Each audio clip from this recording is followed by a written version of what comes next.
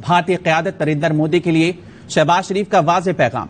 मुज़ाकरात की दावत दे दी। अल अरबिया से इंटरव्यू में कहा, आए बैठकर मसला कश्मीर समेत तमाम मसाइल हल करें। प्राइम मिनिस्टर मोदी हमारे साथ बातचीत करें। हम चाहते हैं अपने ताल्लुकात को बेहतर बनाना। तो सारी उम्मीदें खत्म हो गई।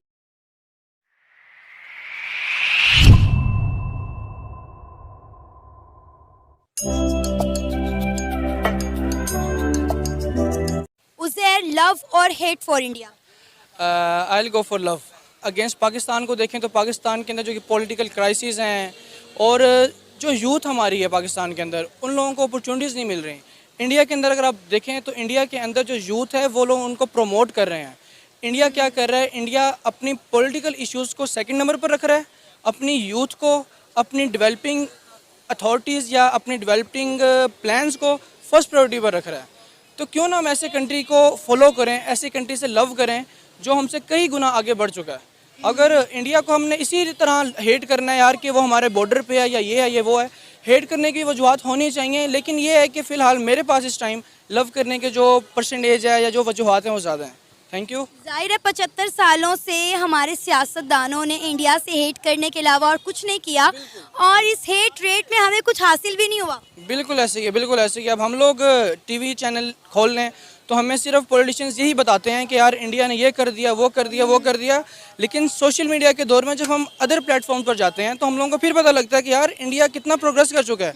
अब रिसेंटली उन्होंने अपना चंद्रयान 3 लॉन्च किया था। अनफॉर्चुनेटली वो सक्सेसफुल नहीं हुआ, लेकिन वो एफर्ट तो कर रहे हैं। फर्स्ट अटैम्प्ट की, सेकंड अटैम्प्ट की, थर्ड अटैम्प्ट। वो उन्होंने ये नहीं किया कि यार एक दफ़ा किया, दो दफ़ा किया और ख़त्म कर दिया। वो कंटिन्यूसली ट्राई कर रहे हैं। एक दिन इंशाल्लाह मुझे उम्मीद है कि वो सक्सेस होंगे और हम लोग उन लोगों को देख कर फिर ही कोई सबक हासिल कर सकेंगे। तो हमें मोहब्बत का पैगाम देना चाहिए, इंडिया को भी और पाकिस्तान को भी। आपका नाम? जी, अली गोल्डन नाम है मेरा। अली, लव और हेट फॉर इंडिया? लव, क्योंकि हम अगली नस्ल्स को ये पैगाम देना चाहते हैं कि हमने उनके साथ लव करके और उनकी तरह सीख के, वो कुछ अगर हमसे सीख रहे तो हमें भी उनसे सीखना चाहिए कि हम आगे कैसे दुनिया में मुआशी तरक्की कैसे कर सकते हैं। हम अपने वेपन्स में, हम अपने पॉलिटिक्स में, हम अपने मुल्क के लिए बेहतर क्या कर सकते हैं। अगर कोई अच्छा करे तो उसे सीखें आप। वो चाहे मोदी साहब हैं, वो चाहे दुनिया का कोई भी प्राइम मिनिस्टर है, कोई भी बंदा, उससे सीखें आप। अगर आप दिल में बुग़्ज़ रखेंगे किसी भी तरह, किसी भी, अगर वो इंडिया है तो जैसे हमारे ज़हन में डाला गया कि वो इंडिया हमारा दुश्मन है, वो आगे लेके चलेंगे तो वो नस्लों को बर्बाद कर देगी। ये बात आप उनके साथ प्यार ही नहीं कर सकते हैं। इस वजह से प्यार करें, उनसे सीखें। सीखने की वजह से मैं प्यार करना चाहता हूँ, और कोई इशू नहीं है इसमें। अगर आप सीखने की नीयत से चलेंगे तो आप बहुत कुछ सीख सकते हैं, आप अपना मुल्क भी बेहतर कर सकते हैं। सर, हमारी नस्लें तो बर्बाद हो चुकी हैं क्योंकि हम अपने बच्चों को किताबों में एक ही चीज़ पढ़ा रहे हैं, एक ही चीज़ रटा रहे हैं कि इंडिया हमारा दुश्मन मुल्क है।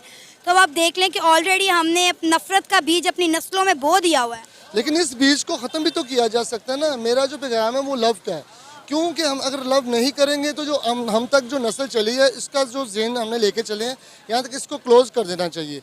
और सर, शहबाज शरीफ साहब की हुकूमत में आज शायद 4 दिन या 5 दिन रह गए, लेकिन जब 6 दिन रह गए थे तो उन्होंने इंडिया को ऑफर की है कि जी हम बात करना चाहते हैं, और उसके बाद बड़े नाराज हैं कि जी कोई जवाब नहीं आ रहा, कोई रिप्लाई नहीं कर रहा।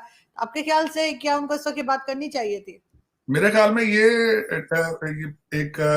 इस सेंचुरी का एक बड़ा जोक है। ये एटलीस्ट इस साल का सबसे बड़ा जोक है कि आपके चंद घंटे रह गए हैं और आप अमन की बात कर रहे हैं भारत के साथ। सबसे पहले तो आपका टाइमिंग, और दूसरा ये बताएं कि आप जब बाहर के दौरों पे जाते हैं, लोग आपसे, आपकी सिविलियन गवर्नमेंट से तो बात नहीं करते, कर्जा भी नहीं देते आपको। वो कहते हैं भाई आर्मी वाले भाईजान आए तो वो साइन वो करेंगे। चाइना भी वो कहता है कि हमारे भारत जो आपके आर्मी वाले भाईजान आए तो वो साइन करें। तो भारत किस तरह आपसे बात करेगा भाई? दूसरा, भारत से बात करना आपकी मजबूरी है, भारत की मजबूरी नहीं है। जवाब क्यों देंगे वो? और दूसरा, कौन से आपने कॉन्क्रीट स्टेप्स लिए हैं इत्मीनान को बहाल करने के लिए? देखिए, दोनों तरफ से मसला इस वक्त किस चीज का है? इत्मीनान का है। तो इत्मीनान करने के लिए आप कुछ स्टेप्स लेते हैं, आप कॉन्फिडेंस बिल्डिंग, ट्रस्ट बिल्डिंग का एक प्रोसेस शुरू करते हैं। वो चंद चाइनीज सामने बैठे हैं आपके, तो आप उनको सुनाने के लिए इंग्लिश में तकरीर कर रहे थे, तो आप उसको वेस्टर्न मीडिया को सिर्फ बताना चाह रहे थे कि देखें हम कितने अमन पसंद हैं, देखें हम तो भाई बहुत हार्डली ट्राई कर रहे हैं। लेकिन ये है कि इस पे बेबी स्टेप्स लेने पड़ेंगे। आपने एक बेबी स्टेप, आप एक कदम आगे चलते हैं, 2 कदम पीछे आ जाते हैं, इस तरह तो नहीं काम चलेगा। आपने ट्रेड मिनिस्टर भेजा था, हाई कमीशन में ट्रेड शुरू किया आपने? नहीं किया। दूसरा ये कि वो उनको एतराजात हैं, वो हर जगह पे जाके उन्होंने कहा कि टेररिज्म को बंद करें अपने अंदर से। आपने उसके लिए कौन से स्टेप्स लिए जो